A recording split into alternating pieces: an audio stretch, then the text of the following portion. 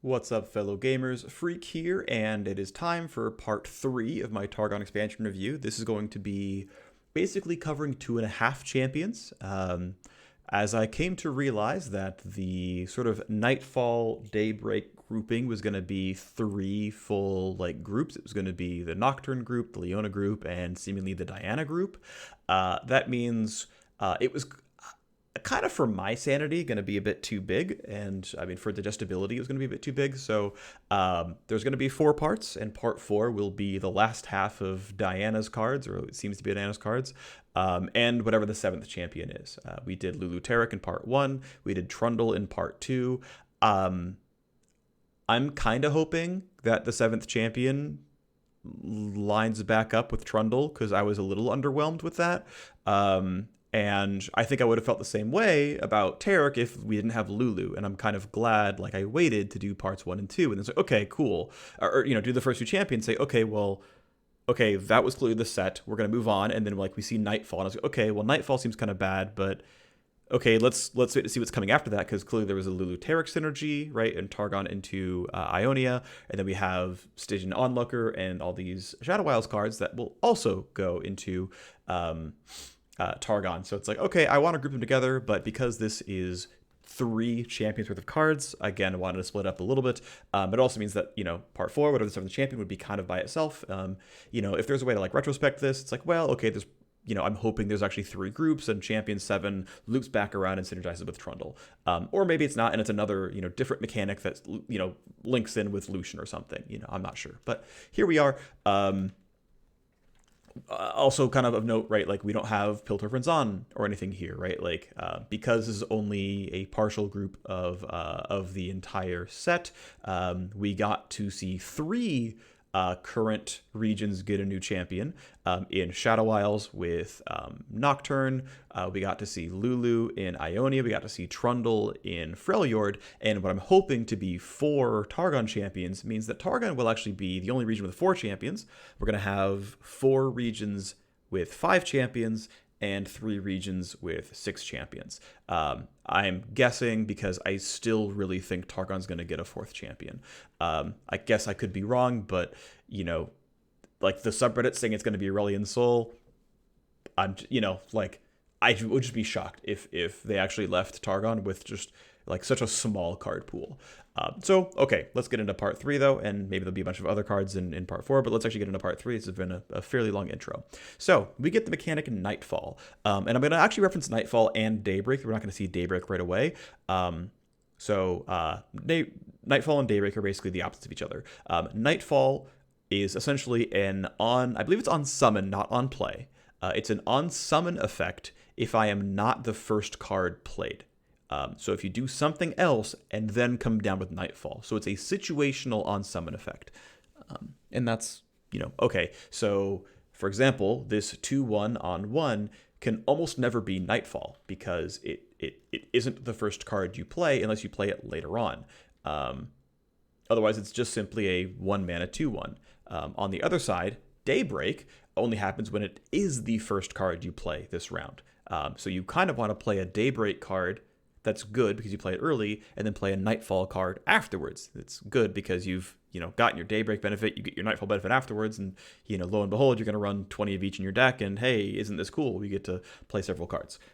So that is Nightfall. Nightfall happens when you play it 2nd or 3rd or 4th in the round. Apologies if I get any of this wrong, but I believe you can have 2, 3, or 4 Nightfall cards. You just have something to prime them, and then you're off to go. And it doesn't have to be a Daybreak card. You can just play Glimpse Beyond, and then play Stygian Onlooker, or play Stygian Onlooker as just a 1 mana 2/1, and then play a 2nd Stygian Onlooker, and the second one gets the benefit. Okay, so a Stygian Onlooker is a 1 mana 2/1, which is, as a vanilla body, it's acceptable. It's not great, but, if it does something at all, you're generally pretty okay.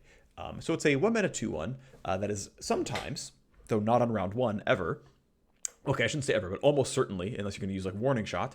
But it's sometimes a 1 mana 4/1 Fearsome, which is very, very good. Now, it's only for that round. On round 2 or 3 or whatever, after the turn, after the round it's summoned, it goes back to being a basic 1 mana 2/1. But wow, this is a really good aggro piece. If you're trying to say, hey, let's go back to playing, good old face aggro. It's like, well, we're going to play a Whirling Axe on Draven and then jam a Stygian Onlooker on 3, or 4, I guess, to be, more realistic. And hey, I'm getting a bunch of 1 mana 4/1s. It's like, well, you either have Withering Wail, or Static Shock or whatever, or I get 1 mana for 4 damage. And by the way, you can't jump block this thing because it's fearsome, so it's going to fight something with 3 attack or more. That's quite good. Now, do I want 1 health, 1 toughness units in Expeditions? No, I don't. Can it be okay in a face deck? Sure, but it's a pretty bad card in Expeditions. In Constructed, can this fit into an aggro deck? Absolutely. Does it fit into most decks? I'm not sure. I mean, clearly by playing this, you're playing a fairly aggressive deck overall. But, so, okay, here's a different thought, right? How many decks would play a straight-up 1 mana 4/1 fearsome? I mean, like, Heimer probably wouldn't, but, are there a pretty wide variety of decks that might want to play this?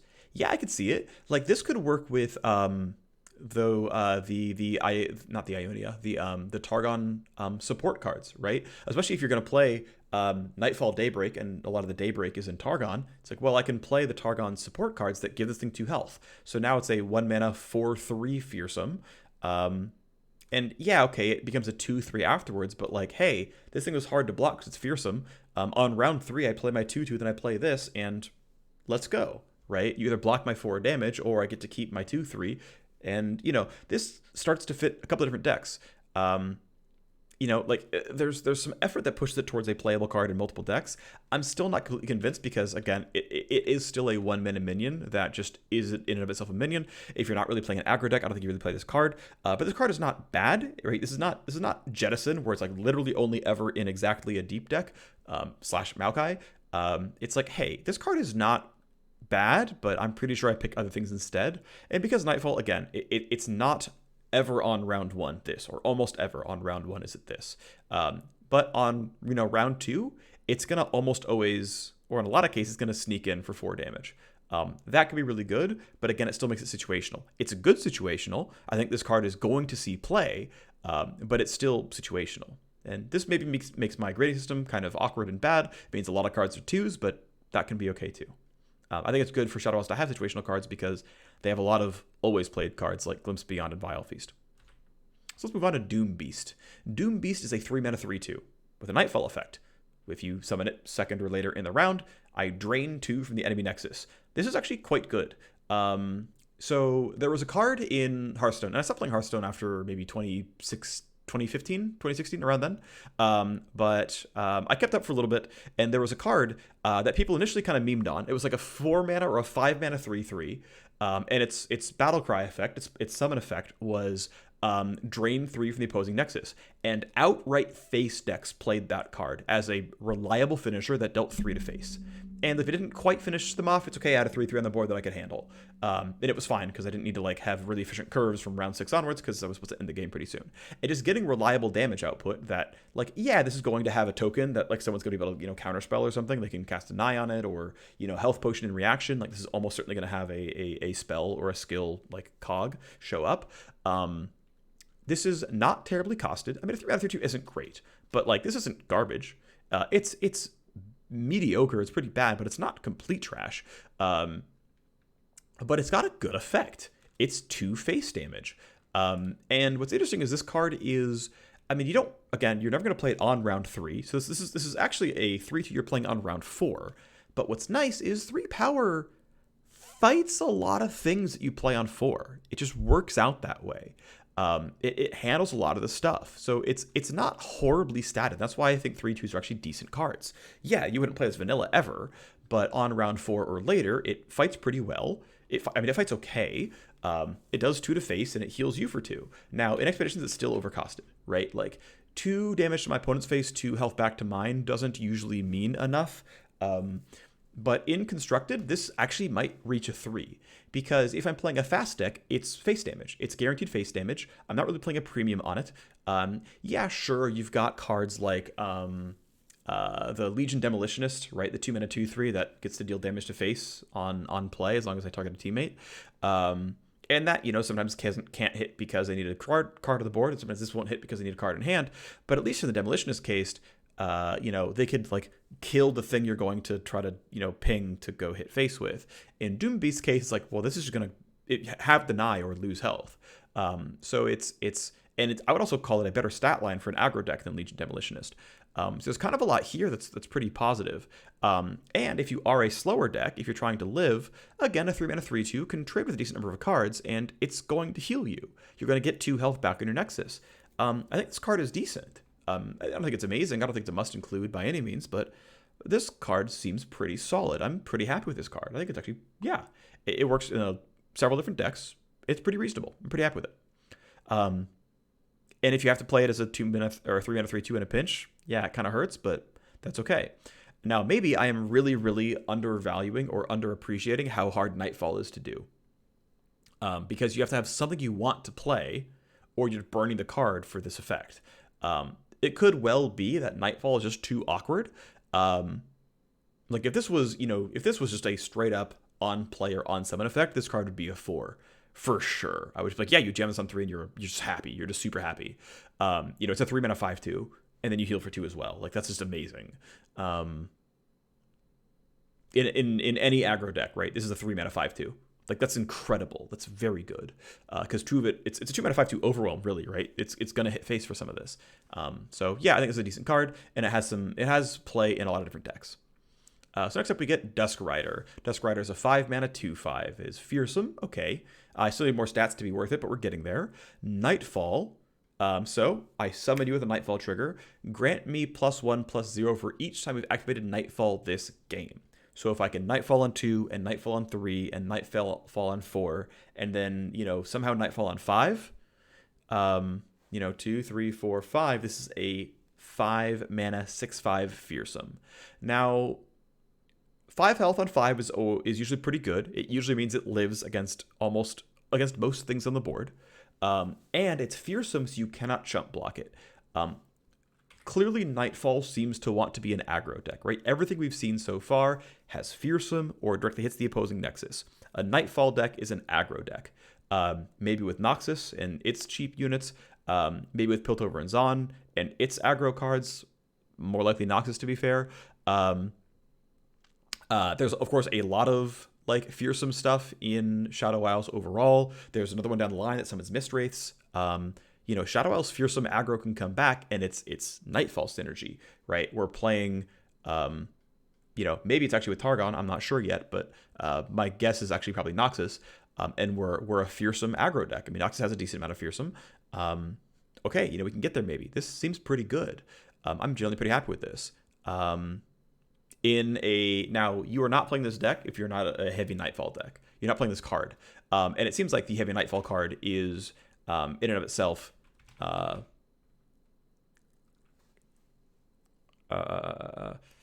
sorry, give me a second. My brain just put words together in the wrong order. If you're playing a Nightfall deck, it seems like you're playing a fearsome deck. You're playing a fearsome aggro deck, which probably tops out around a 6 or 7 drop. And at that point, maybe just have Ledros at 9 for a finisher just in case, or Atrocity or something. But yeah, I mean, this card seems pretty reasonable. In Constructed, it is probably only good in a Nightfall aggro deck compared to something like this, where Doom Beast is actually good in several different decks, so it's a 2.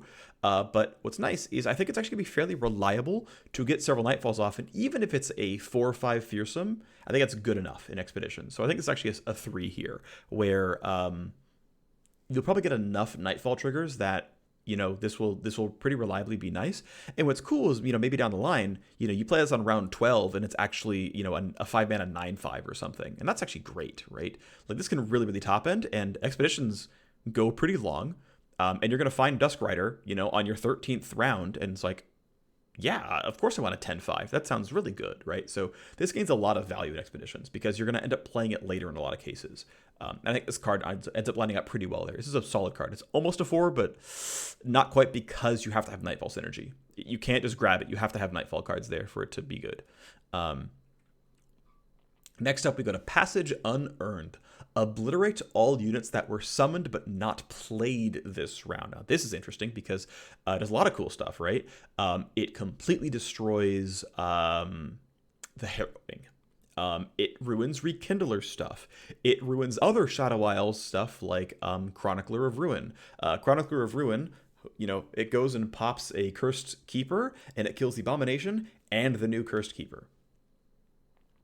If you do any kind of weird ephemeral summoning, if you're using Shark Chariots or Zed or anything else, those are all gone as well.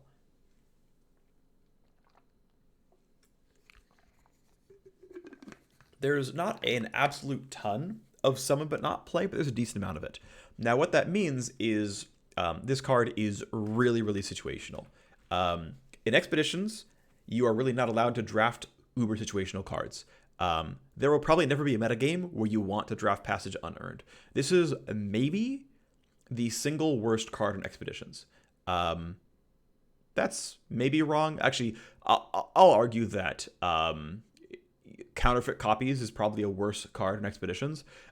This card is pretty bad, though.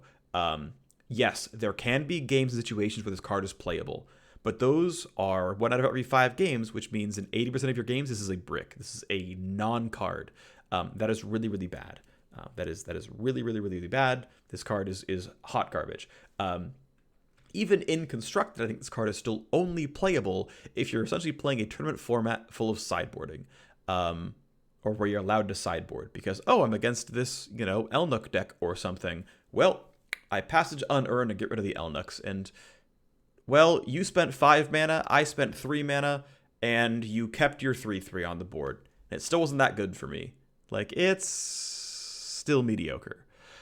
So, it's at best a 2. This may well be complete garbage.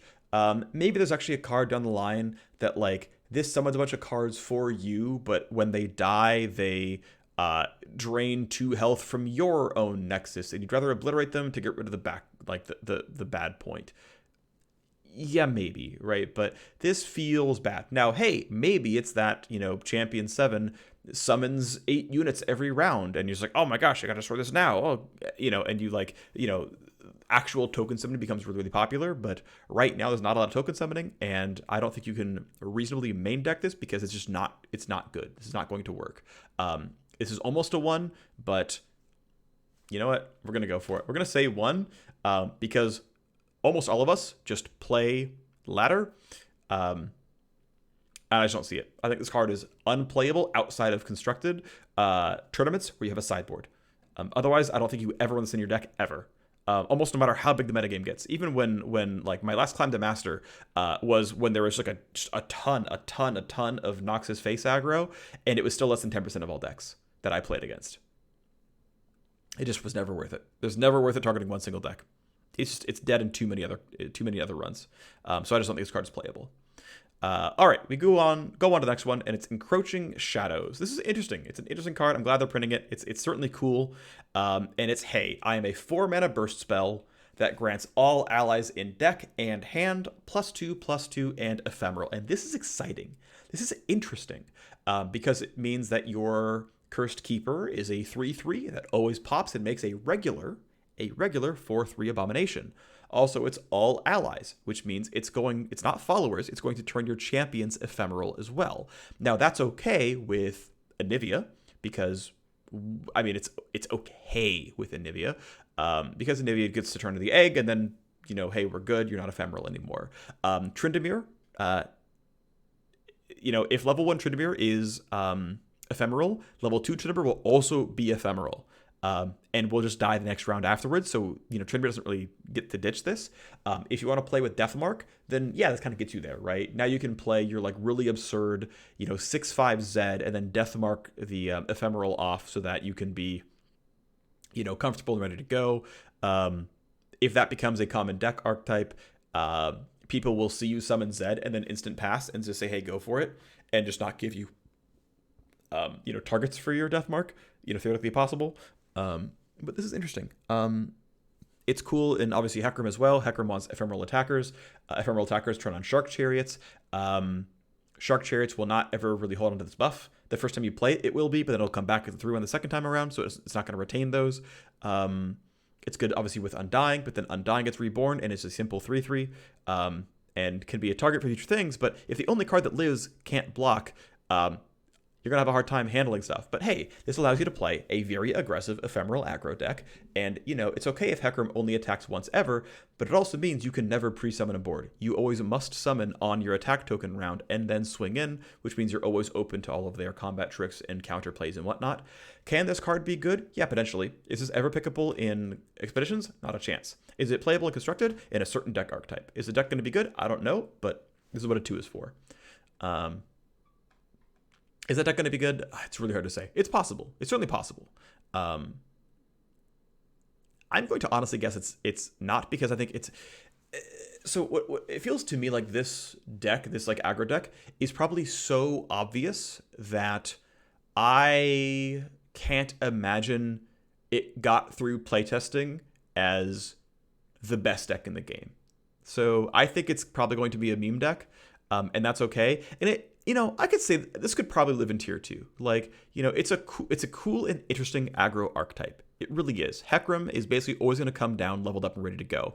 And hey, your attackers are better than their attackers, but unless your attackers are fearsome or have overwhelm, they're just going to chump block your stuff with Omen Hawk. You're going to trade your 4-drop with their 1-drop, and then, well, they're all going to die, and they still took no damage. So unless you are fearsome, or unless you have overwhelm, this doesn't help you. But if you do have fearsome, and you do have overwhelm, and, Duskrider comes down, and it's, 8-7 with fearsome, it's like, well, okay, this is going to kill your 3-drop. Stitched Onlooker becomes a 6-3 fearsome, which means you can't Mystic Shot it. It's going to attack. Like, this kind of stuff becomes playable in this kind of deck, right? So this becomes a possibility. I'm just not sure we're quite there. But it's certainly interesting, and that's cool. I think it's certainly interesting, and I'm happy about that. I'm a fan of the card. I just don't think it's great. Okay.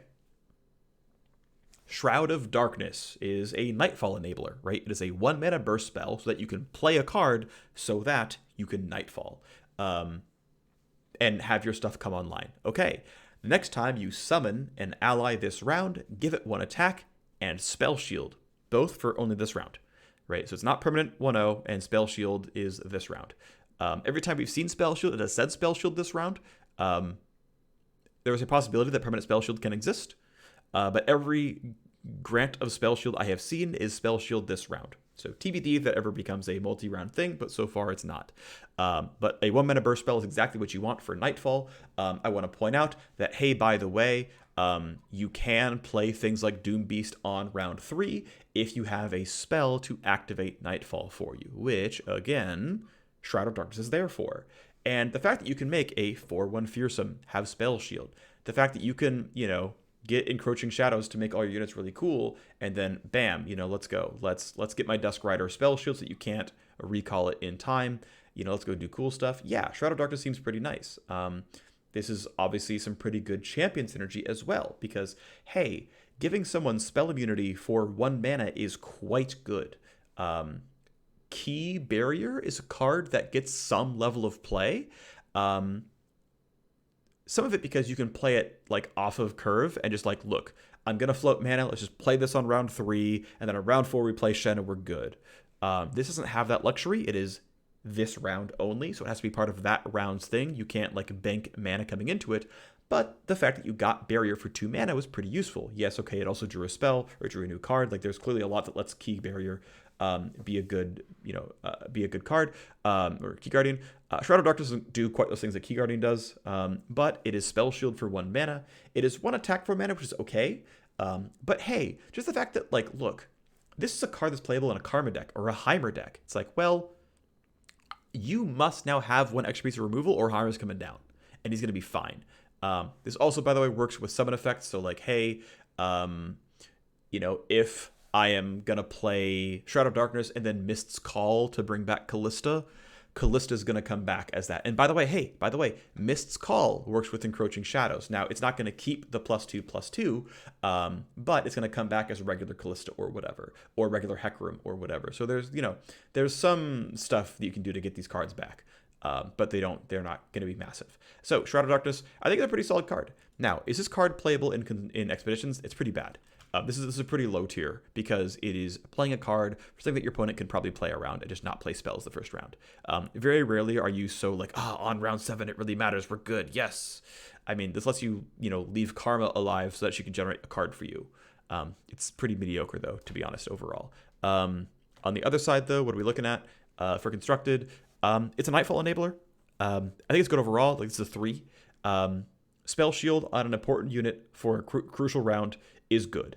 I don't think it's quite a 4. I think it's closer to a 4 than a 2. But this is a reasonable card in a lot of situations. You're not, oh my gosh, this card's so good, I'm excited. It's not quite there, right? It's not quite like War Chefs, where you're like, I should probably run this in every deck that ever runs units, which is all of them. This is just like a pretty good card overall, where you're like, yeah, you know, it's going to enable Nightfall for me. It's going to make whatever that beater is spell shielded. That's going to be nice as well. Like, we're in there. We're pretty happy. This card is going to see a lot of play. It's going to be good. Well, it's going to see a decent amount of play. It's a good card. I'm just not quite willing to give it a 4. Maybe I should, but I'm just not quite willing to do that. Let's go into Nocturne. And so as with my typical format, with champions, I grade them as though they're followers, and then try to sum up the champion like it's a real champion. So if Nocturne were a follower, he is a 4 mana 5/3 fearsome. Okay, that's fine. It's you know, unfortunately, you know, a random 3/3 is going to kill this thing, right? If it's got enough attack to block it, it's got enough attack to kill it. So this thing dies right away. But if I'm played with Nightfall, grant an enemy vulnerable and give enemies -1/-0 this round. That's pretty nice, right? So I'm Frenzied Skitterer, right? Which, by the way, when it was a 3/3 was too good. Right? It had to become a 3/2 to become balanced, and I think rightly so. So if this thing was a 4 mana 4/4, and I would say a 4 mana 5/3 is really similar, this would be overpowered like it was Frenzied Skitterer. And Frenzied Skitterer was a 4. Almost a 5. Honestly, old Frenzied Skitterer was like almost a 5. Thinking of like champions that are also, or cards that are also pretty broken, that was one of them. Now this requires Nightfall, right? This requires Nightfall to get this on play effect. And hey, even though it requires Nightfall, it also gives one enemy vulnerable. So that, hey, you know, now that I've knocked a bunch of your power down and you don't have a lot of fearsome blockers, we're going to throw Omen Hawk into your 5/2, and the rest of your board can't block, so fearsome swing, right? That's pretty cool. That's good stuff.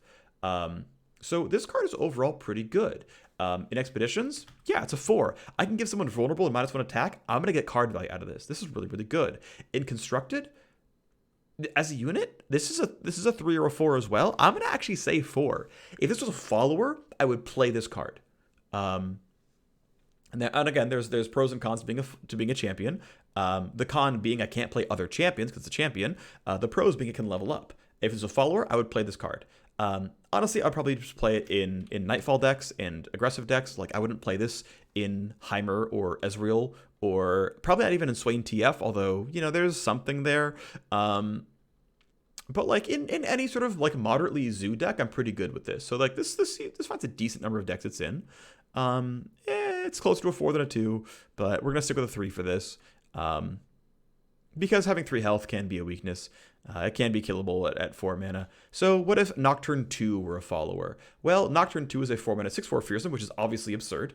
Like, that's very good. This is obviously, you know, on the top side. Other allies have fearsome. Oh my gosh. And then whenever you play, not summon, play a unit. So I can't just play, you know, two mana spell, 2 mana spell, summon 3 1/1s. I'm blanking. I'm losing all my card name memory. I've played that card probably 500 times, and I'm not exaggerating, and I've forgotten the name of it. So other allies have fearsome is amazing text. When you play a unit, nerf the power of all enemies. This is amazing, right? I think this is a 5. If this was a follower, this card would be absurd. And it would be meta shaping. Like, you would just play this card and you would play it in every deck and you'd just be really excited. Now what's cool is, hey, by the way, if you've attacked with 5 or more Nightfall allies, I level up. Now this means that Nocturne should flip during the attack step. And hey, if you can, and what's nice is a lot of your Nightfall allies have fearsome, so they might get through maybe 1 or 2 combats before dying, because, well, there aren't enough blockers for them. They're going to get through. They're going to feel happy about that. Is Nocturne going to come down leveled up? No, because you have to somehow attack on 1 and 3 or 2 and 4 with a total of 5 Nightfall units. That's not realistic. That's not going to be possible. Nocturne is not coming down as level 2. Nocturne's coming down on level 6, on round 6 or 7 or 8 as level 2. And that's, that's fine. That's decent. That's okay.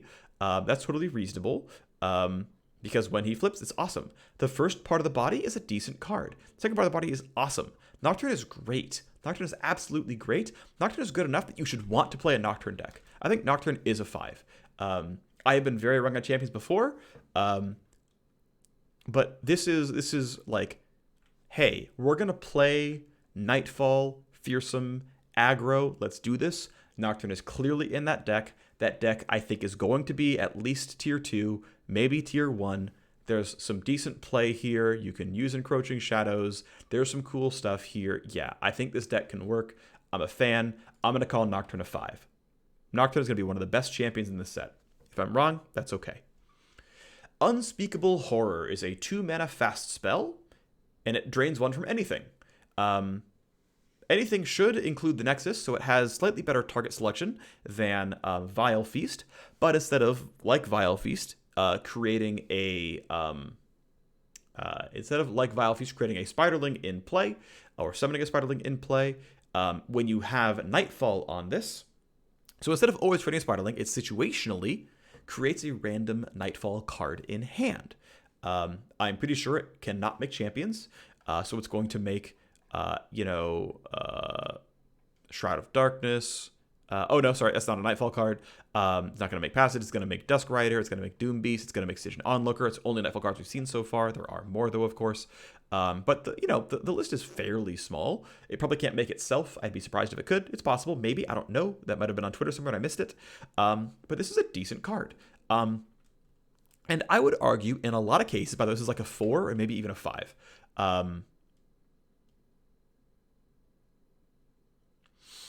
And I believe the way this works, by the way, and now that I'm looking at it, Nightfall, by the way, it has to be on play because it's on spells as well.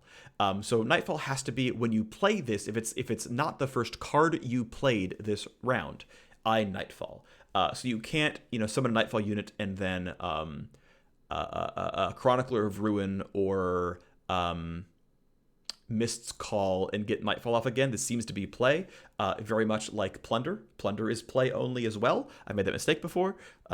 This appears to be play only. I know I could have looked it up. I'm sorry for not doing it. It seems to be play only. Let's move on.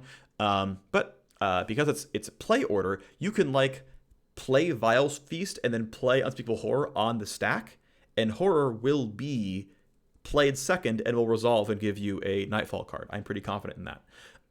So even though it's a fast spell and that can sometimes do weird things, you can stack enough abilities to make it work. Obviously, you can do burst things to make that happen as well. And it makes a random Nightfall card in hand, which, hey, by the way, if you have mana, you can instantly play and get its Nightfall effect as well. That said, to do that, you have to pass priority because you have to let Unspeakable Horror resolve and then play the card and then pass priority again. So that can get a little bit slow. That can be difficult. It can be hard to make your 4/1 fearsome, go down in time to block or whatever. But cool stuff here, right?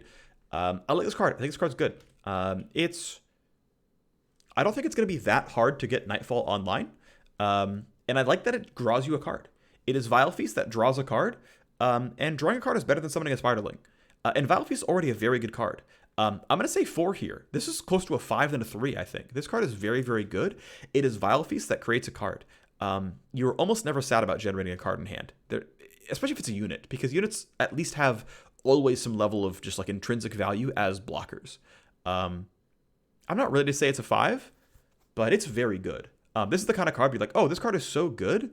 Well, if I'm already doing this, why don't I try some more Nightfall synergy, right? It's the kind of thing that lets you go a little bit of Nightfall. Maybe not in a Nocturne, but you might try a little bit more. Risen Mists is unfortunately a blurry screenshot. It is a 4-mana burst speed spell that summons a Mistwraith. Now, a Mistwraith is a 2-mana minion. This costs twice as much. It can be spell mana, and it's at burst speed, which means it can be a combat trick. It could also mean that I can open attack with this, because I can, do my Wraithcaller thing on round 4 or whatever. We go to me on round 5. I banked spell mana, so on round 5 I Risen Mists attack. And because I banked spell mana on round 3, and I summoned a Mistwraith on round 2, and I played a Wraithcaller on round 4, I have a Mistwraith, a Race Caller, a Mist Wraith, and then 2 more Mist Wraiths, and I have 5 units on board on an open attack on round 5, and my Mist Wraiths are all, because I have 4 of them, they all have 5 attack. That's really good. That's really, really, really, really good. Now, this card is very bad in Expeditions. It's not complete trash, but hey, it's 4 mana to summon a 2-drop. That's not very good. Overall, a bad card there. Being burst speed is nice. It's not complete garbage, but Expedition is very value-oriented, and that's not really going to happen here. But on the other side, we summon a Mist Wraith, and in certain decks that's playable. It's probably still only a 2, but hey, it is clearly part of the Fearsome Aggro package, which Shadow Isles is clearly pushing. Sounds good. Then we get Stalking Shadows. Stalking Shadows is a 2-mana burst speed spell that picks a follower from the top 4 cards in your deck. Draw it, shove the rest in your deck, and then create an ephemeral copy in hand.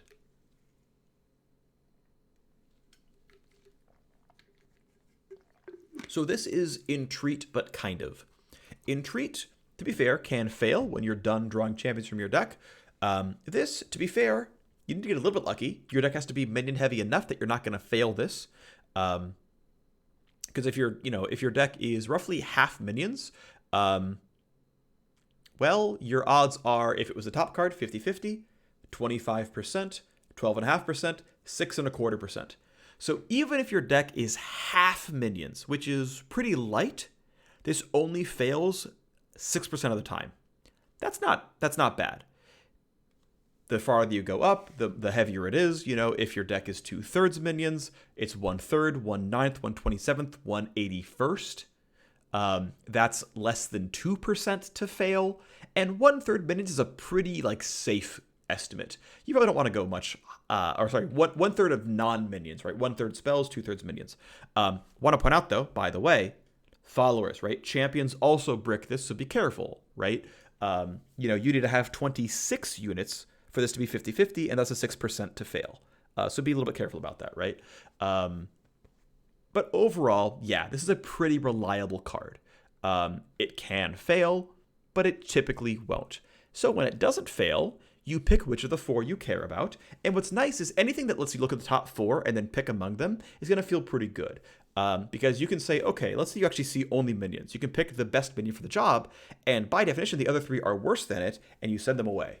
And so you're, in general, increasing draw quality. Now, yes, the three cards you either did or didn't look at because they weren't followers are essentially random cards, and the cards below those are also random cards. But there is the caveat that they are random cards that are worse than the card you chose. Right? Whereas the card you chose was also a random card, but was a random card that you chose. So there's a certain level of very minorly helping draw quality. This is at least getting you a better card than you would have gotten otherwise. Yes, the rest of your cards are gonna then go back to being random cards, including those cards being there could randomly be the next card that you draw. More or less that's true. But hey, at the end of the day, look, this is going to force the spells back down. It's going to force champions back down. So that if they were there, they're going back down. But again, the fact that they were there randomly in the first place, as I'm now going back and refuting what I'm saying earlier, basically the fact that the other 3 cards were there randomly in the first place means whatever you're drawing is going to be random afterwards, regardless, because you're shuffling them. So this doesn't really, it doesn't functionally in the long run make you draw less champions over the course of time. If anything, this again draws a card out of your deck that must be a follower, so your deck is now more full of champions and spells as a relative thing. But again, it generates 2 cards. Let's move on and actually talk about this card overall, because we're done with that and I didn't do a very good job explaining it. Hopefully you followed. If not, I'm sorry. Pick a follower, draw it, and then make a copy of it that's ephemeral. So this is a 2-mana draw 2 in almost all cases. That is quite good. 2-mana draw 2 is very, very good. Now it is only ever draw a follower, and one of those followers is going to be ephemeral. But this is nice, right? This is, keep in mind, if you have already played Encroaching Shadows and all your allies are +2/+2 ephemeral, and then you draw 2 copies of this card and they're ephemeral, That's okay. Making it ephemeral doesn't become a weakness. This is a great draw engine. And this is the kind of card, by the way, that Make My Deck Ephemeral needs because I'm going to run out of cards otherwise. Right? Follower heavy, ephemeral, aggro, let's go. This is cool. I like this a lot. Obviously, we have things like Cursed Keeper, making Escaped Abominations. We have things like Undying, which you're obviously okay having die the first time. There's cards that just will die every time, like the Caretaker. That's just like, it's a 2/1. Of course, it's going to die. That's okay. Don't worry about it. There's a lot of cards that don't really care that much about being ephemeral. Avaros and Sentry, it's okay if it dies, etc., etc. We go down the line with a lot of those. This is 2 mana draw 2. And yeah, one of the copies is kind of useless, but that's okay. It's only useless half the time. This card's very good. This is probably a 4 in Expeditions. It's probably a 4 in Constructed. It's almost a 5. 2 mana draw 2 is almost a 5, but I'm not quite there. I'm not quite there for it. But I think this card's very, very, very, very, very good. Very, very good card. Let's move forward and talk about some new cards here. We've got some Daybreak. So Daybreak, when I am the first card played this round.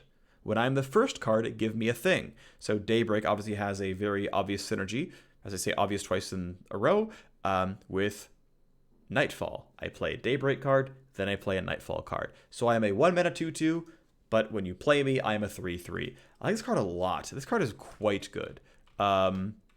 4 is a little extreme because it's still only a 1-drop. We're going to go back to a 3 in... I'm going to go 3/4, actually. So in Expeditions, like, I'm going to get 3 damage to your face on round 1. You're not going to block me, and that's fine. Because now I'm a 1 mana 2/2, and a 1 mana 2/2 is only okay. It's not bad. Like, if I'm playing reasonably aggressive, which some decks can be, I got 3 damage to face. Good job, we did it. If I managed, if you played your 1-drop and I blocked you, I guess get wrecked, lose your attack token. And honestly, because there is Daybreak synergy, because applying Daybreak is useful, I'm giving it that little bit of extra points because leveling Leona is good. Spoilers, this will help level Leona. In Constructed, this is a card that you're pretty happy playing. Honestly, I think there's a lot of decks that want to run this card because you want to make sure you can survive on curve early on, beat your opposing 1-drops, you can hold on to it, and then they summon a 2-drop you care about, you summon it then. Getting a 3/3 in a pinch is really good. I like this card a lot. I think it's actually a very good card. We go to Solari Shieldbreaker. 2 mana 3/2.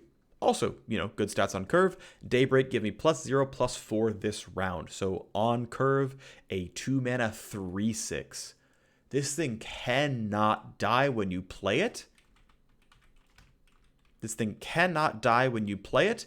Your opponent immediately just gives up their attack token. But when you summon it, you are obviously attacking, and they're like, well, I guess I take 3 damage. What's kind of funny here is all these Nightfall cards that we're talking about, they're aggro cards. They really want to push. They want to deal damage. They're fearsome. They have bonus attack damage. They really want to go on these. These things are so freaking tanky, your opponent doesn't want to block them either. They're practically fearsome as well. Like, be a 6/6 or don't block me. It's like, well, those don't exist in the first 5 rounds of the game. This is awesome. This is so good. This is a very, very good card. Yes, it falls back down to being a 2 mana 3/2, but a 2 mana 3/2 is fine if it did something special in the first round. This card's great. Super about this. Sun Guardian. 6 mana 4/3 Overwhelm. Well, that's absolute garbage. But when you play me, I am Daybreak. I'm a 6 mana 8/7 Overwhelm.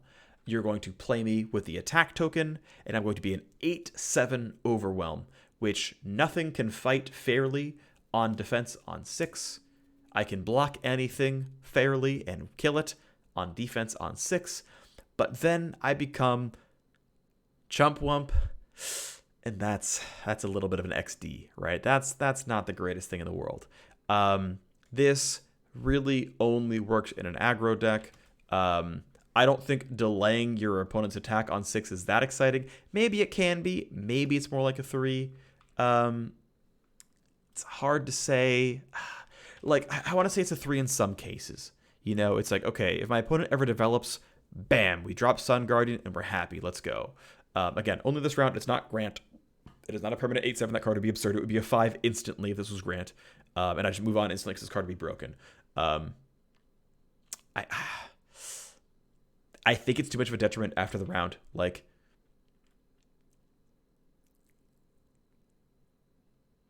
I think a 3 Expeditions is okay. Because it's big enough that like this is going to beat your opponent down. It's going to do a lot of meaningful damage. In Constructed, I think it's only good in a Daybreak aggro deck. I could be wrong about this. This card really could be like a 4. It's a mainstay because there's just so many stats at a really good time that just ruins everything. It lands right in time for a lot of champions, but I just don't quite think it's there. Then we have Rahvun, Daylight's Spear. Daybreak, create a random Daybreak card in hand. It's a 5-mana 5/5 draw card. Oh, that's great. In fact, it's probably a 5/5. It's probably a 5 in Expeditions. This card is instant draft in Expeditions. Yes, it is. That is great. 5/5 draw card for 5. Absolutely. Absolutely amazing card. Boom, we're in there.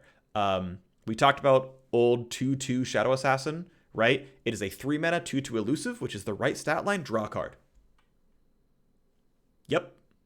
Instantly place in your deck. Do you play this in every constructed deck? Maybe. I mean, it's just like, here, create a card.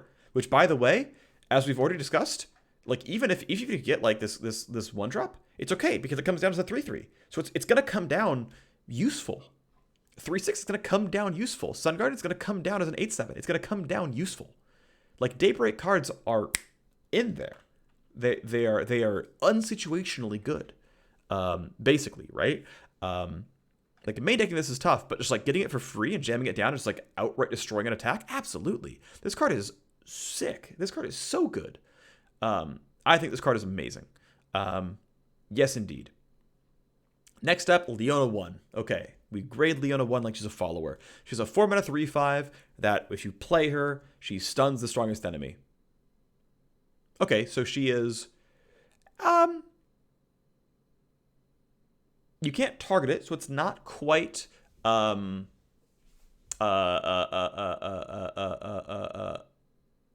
I can't name the spider that stuns. Wow. Sorry. 3-mana 3/2 spider that stuns. Yep, it's not quite that card.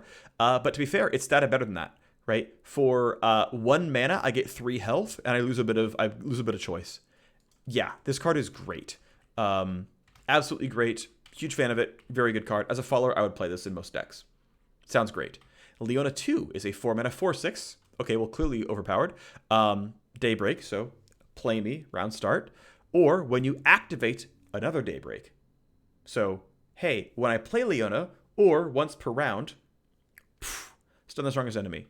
Yeah, that's solid, right? So, let's compare this to the Minotaur Reckoner, I want to say.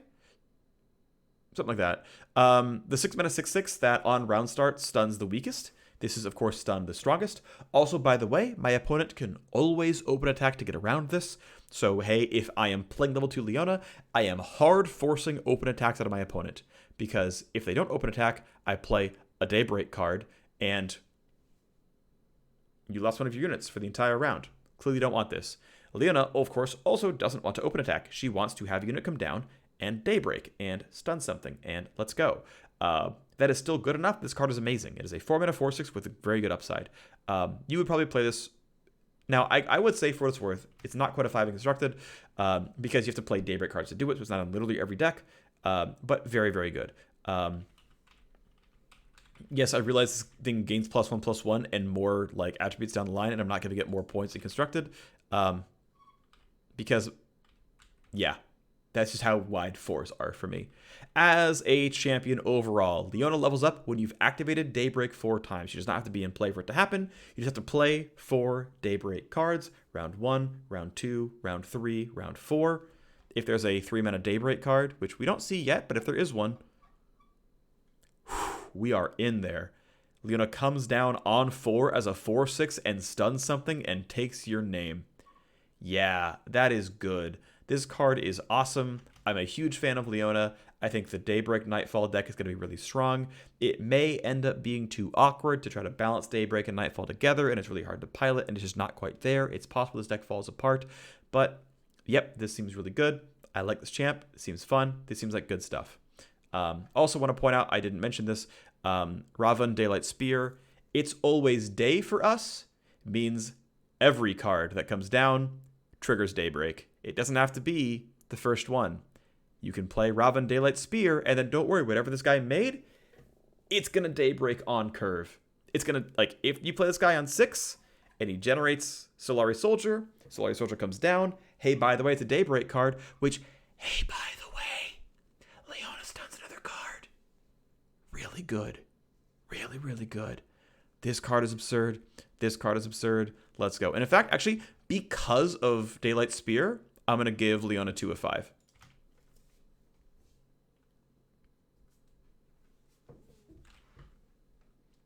I know it's kind of weird, but I'm saying it. Leona's great. Okay, so we get Morning Light. Morning Light, I believe, exists as a real card, but I don't know what rarity it has. I'm assuming it's common. Give allies +2/+2 this round. Okay, it's 5 mana slow spell, so it's not great, right? That's not amazing. It's bad pack tactics. It's bad for Demacia. It is a weak card, but it has Daybreaks. It has a Daybreak. When I Daybreak, activate all Daybreak effects once. Now, what that means, by the way, is a specific wording for Leona 2. It activates this. She stuns one thing. If your board is full of Daybreak cards, it does not stun 6 things. They activate it once, and Leona stuns one thing. It does not instantly win the game by stunning your entire opposing board. Okay, so that's worth pointing out. But it activates all Daybreak effects, which means you activate Daybreak, right? It increments 1 XP towards Leona, or it increments 1 stun from Leona. Right? Because it's not when you've activated Daybreak effects 4 times, it's Daybreak activates, which is at once, so it does not turbo level Leona. It does not turbo stun from Leona, but it does do some nice things. Okay. Overall, is this good? Yes, absolutely. Because, hey, turns out that maybe Sun Guardian gains, I don't know, freaking +8/+8. You play Sun Guardian, and then you play Zenith Blade or Morning Light, and you're like, yeah, dude, I won the game, okay? Yes, this whole combo costs 9 mana. Well, sorry, it costs 8 minion mana and 3 spell mana to do it. It costs, what, 11 overall? Like, it's expensive, don't get me wrong, but, like, yeah. Now, the upside is clearly very high, right? If it goes off, you're real excited. You know, this is the kind of card that, like, look, if it resolves, you maybe just win the game. And to me, a 5 mana slow spell is not that bad. Like, that's really not that rough, because you get a ton out of this benefit. If it's a 9 mana slow spell, right? If it's a 12 mana slow spell, if you're trying to get Harrowing down, you're trying to get Ruination down, you're trying to get War Mother's Call down, like, that's really rough. But this comes down pretty quickly, right? You can play this without much difficulty. It's going to combo with Leona. I mean, you don't even have to combo with Leona. Like, it's already going to do enough that you're going to, like, absolutely just swamp this round. This is overall pretty good. Now, again, it is relegated to being situational. It is only good in Daylight decks. It's only good in Daylight decks. But hey, it's really good when it hits. This card is probably in Daybreak decks. It's only in Daybreak decks, but this is going to be one of the good finishers in Daybreak decks. Then we go to Zenith Blade. Zenith Blade is a slow spell. Grant an ally +1/+2 and Overwhelm. And then if I have Daybreak, if it's the first card I play this round, draw a Zenith Blade. It does not create a Zenith Blade in hand. It is draw a Zenith Blade out of my deck. Pretty sure, right? I don't see it going any other way than that. So I'm going to empty these cards out of my deck. I'm going to play them, and I'm basically going to thin my deck by playing this card. And what's nice is it allows me to activate a Daybreak effect, so I can, you know, get Leona some stuff. In fact, it's going to make Leona stun something, which is good. It's going to make Leona, let's call her, you know, a 5/8 off this effect or whatever. If it's always day, I can Zenith Blade, Zenith Blade, Zenith Blade. It's going to let me combo that way. Like, this has to be correct, right? Like, draw a Zenith Blade must mean it generates, it draws one from my deck. I think that's true. Like, if I'm misreading this and it actually generates one in hand, but for some reason there's like a, you know, draw matters here or something. But that would be really weird, because you could like infinite play this and that would feel incorrect. But if it's always day from Rahvun, here we are. Seems solid though, right? This card is okay. Again, it's not hard to Daybreak here. It is, because also want to point out, right, eventually this card does not replace itself. If I'm playing 3 copies, the first one replaces itself, the second one replaces itself, the third one does not. So, you know, a couple times it generates a card. It is a 3-mana slow buff spell, which is not outstanding. No, it's eh. It gives, I will say, it is Grant, right? It's the 1, 2, and Overwhelm are permanent. So if you're playing some Nightfall cards, keep in mind the Nightfall card has to be in play already. Then you Zenith Blade a Nightfall card that's in play, and then you can play a card afterwards that is Nightfall. So you can't like buff your Nightfall fearsomes and give them Overwhelm. That is a miss, unfortunately. But hey, this can work on your big ramp deck, right? You can give this to Trundle or someone. +1 power, +2 toughness, and Overwhelm. Usually or often will keep that card alive. Hey, Rahvun being a 6/7 Overwhelm is pretty good. Do I love this card? Not really. I don't really care about permanent buffs that are that small because I can't. It's not a combat trick, right? That's the big thing here is that I gain 2 health permanently, but like you can react to this by Mystic Shotting me or Will of Ionia or whatever else, and I think this is going to fail a fair bit because of that. So I don't like this card very much. Overall, I don't like it very much. It's not a never play, but it's pretty bad, I think. The fact that it will draw a second copy makes it playable on expeditions, but otherwise would be pretty close to a 1 otherwise. Still don't love it. Next up, we have Sunburst. Sunburst is a 6-mana slow spell, so it's, you know, Thermogenic Beam speed, which is not terrible because Thermo's pretty playable. 6 mana, 6 damage. Okay, so it's unflexible Thermo Beam. But that's okay. It is a roughly appropriate size. It's not too bad. And if I have Daybreak, if it's the first card I play this round, silence it this round and deal 6 to it. This is the first silence we have on champions that isn't like Detain, which gets it out of play without triggering on death effects. Because we can't really obliterate champions much either.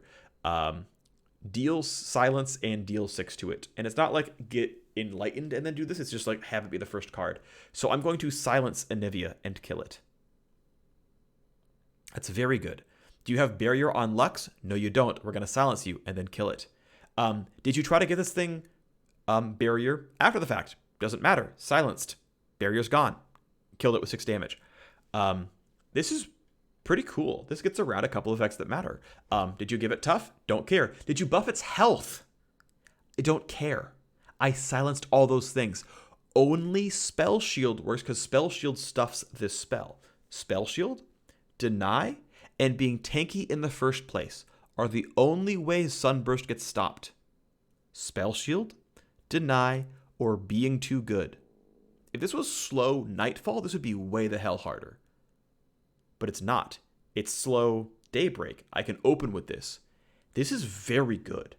And it's because there's so few ways around this. This may well be a 5. Now, there's less like really abusive things that you really care about expeditions, but I mean, no. Removal is at a premium in expeditions, and it's removal that beats most anti-removal tools. I think Sunburst is a 5. Yes, the inflexibility can matter on Daybreak breaking. But I think this is amazing. I think this is really, really amazing. Because there's so few ways that you beat this card. I like it. I like this card a lot. I'm giving it a 5. All right. Now we go into Guiding Touch. Heal an ally or your Nexus for 2 and then draw 1. So it is a 2 mana health potion that draws back up. It is a lot like a card we talked about earlier, which was Key Guardian, right? Which is give something in your hand barrier and draw a card for 2 mana. It's a cantrip, right? It replaces itself. Heal an ally or your Nexus for 2. It is burst speed. You can do it in reaction to stuff going on. It is one of the few things you can actually react to Sunburst with. If it had 7 health innately, you can heal it up enough.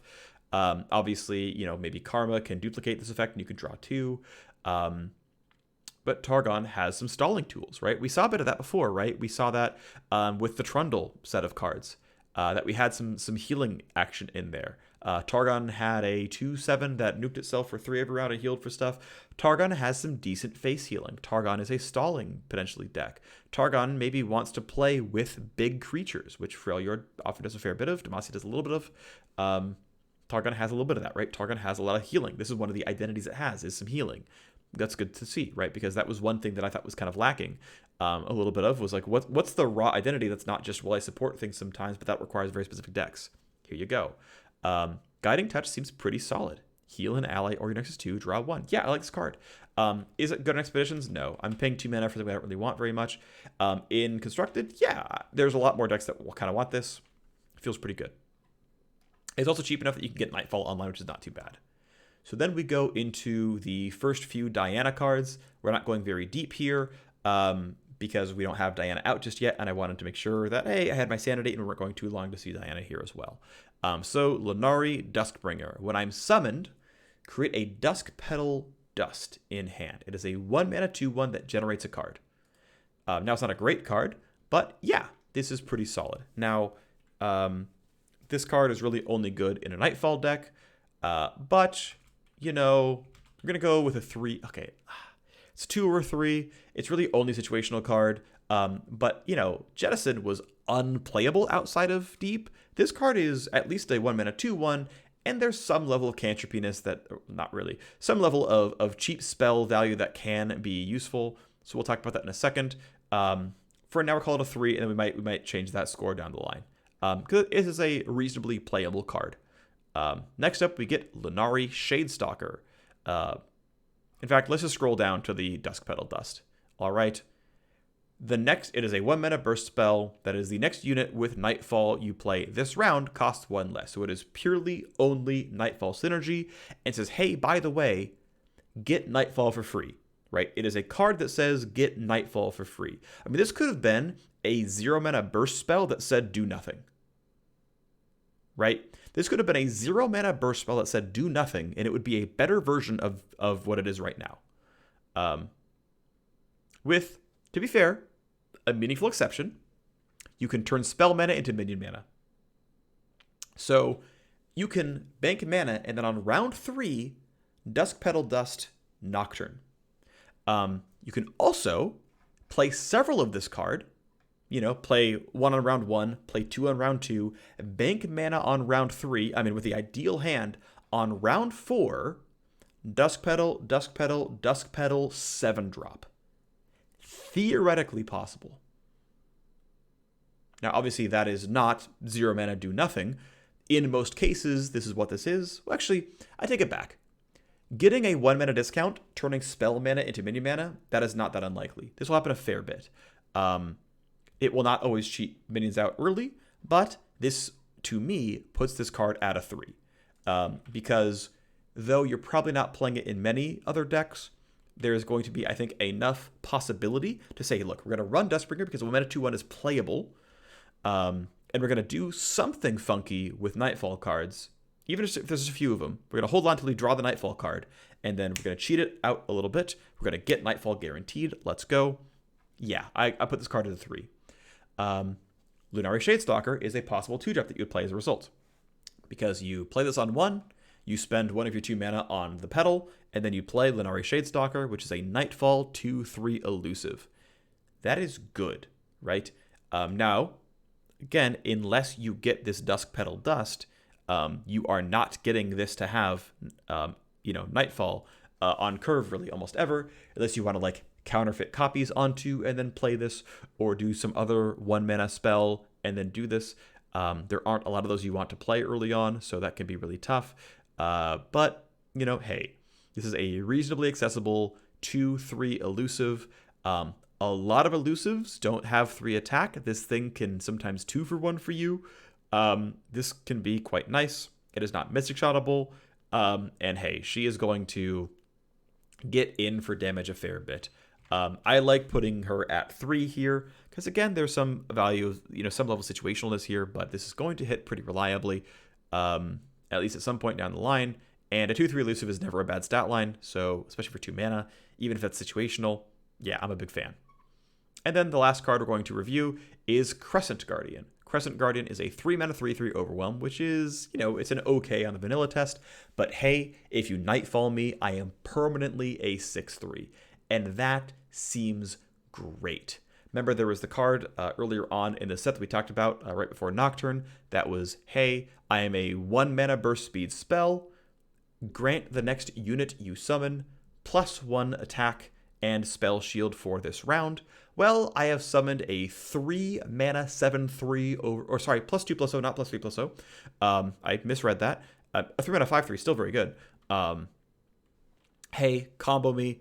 I am this round a 3 mana 6/3 overwhelm with spell shield. Even if you block me with a unit, I'm still hitting your face for some decent damage. This card seems quite nice. Keep in mind we have some of this Nocturne synergy where we can make our allies all fearsome. This card seems nice. This card does some good damage. This, I think, fits part of our, even though other things are fearsome and that things that can, like, here's the funny thing, right? Because it has 3 health, it's essentially fearsome. Because if you block this thing with Omen Hawk, it's a 5 damage overwhelm to face. You didn't get anything. If you block it with Clump of Wumps, you still didn't kill this thing. This thing still did 4 damage to face, or 3 damage to face at that point. This functionally has fearsome because you better have 3 attack to fight this thing, or it's just going to kill you again. This card is very good. I kind of like a 4 for this. Now, it might be jokes on me. Turns out no one wants a 5/3, but nah, this card is really good. This is. Now, I want to point out again, though. Actually, I'm going to put it to a 3 because it's still situational. This is a card that you are not excited to grab in a lot of decks because just not a lot of decks really want this. Not a lot of decks are that aggro. Not a lot of decks can really get Nightfall online for this thing on, a turn you care about. But again, the buff is permanent. You can play it on a defensive round. That's okay. And at the end of the day, this thing still does a lot of work. I like it a lot. I think it's quite good. I think it's quite good. So we're an hour and 6 minutes in. That is the review so far. Part 4 will have actual Diana, I believe, and her cards.